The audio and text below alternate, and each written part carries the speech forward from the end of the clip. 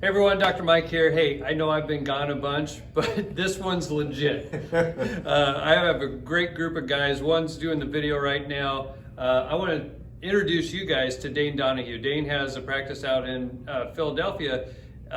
However, he started what's called 8 Weeks to Wellness, and he has centers all over the country. And he's a longevity expert.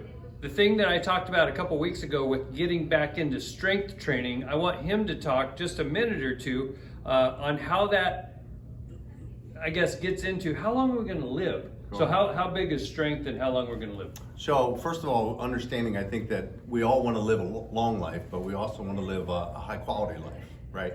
So I think the distinction is not just longevity, it's how well we're going to live in those latter parts of our years. Yeah, perfect. We don't want to live a marginal life the last 10, 20 years. We want to live an excellent life.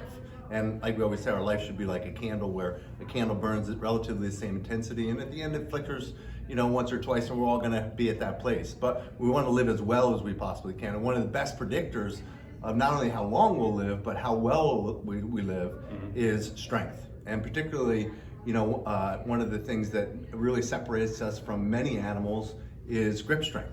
One of the biggest predictors of quality of life, particularly in women with osteoporosis, is falls. Yeah. The number one thing that will happen to people over 65 from a trauma standpoint is falling. Yeah. And why do they fall? Is because they're not stable. And why are they not stable? Because they're not strong. And why are we not strong? Because we sit. 70% of the workforce sits for a living. Yeah. 70%, as opposed to 100 years ago, most people were in jobs where they were physically active and strong. Yep. So we've got to keep our strength up. And when I look at strength, and particularly, men, we look at the arms and the chest. Right. And I always say, if you walked on your hands, then that would be important. But that's not important. Right. So what's really important are our large muscles and our core strength. And we need to be working on those. And it really is the best predictor of not only longevity, best predictor of quality of life as we age. Strength. Cool.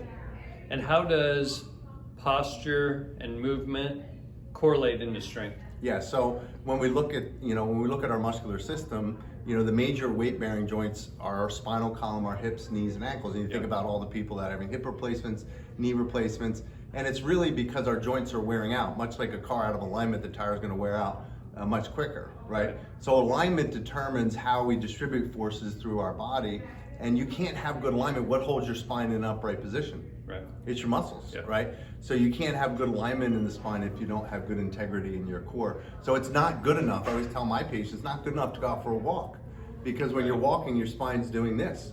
It's not moving, right? And so you've got to do activities that actually move the spine and strengthen the core muscles. Cool. There you have it, guys. We love you. See you next week.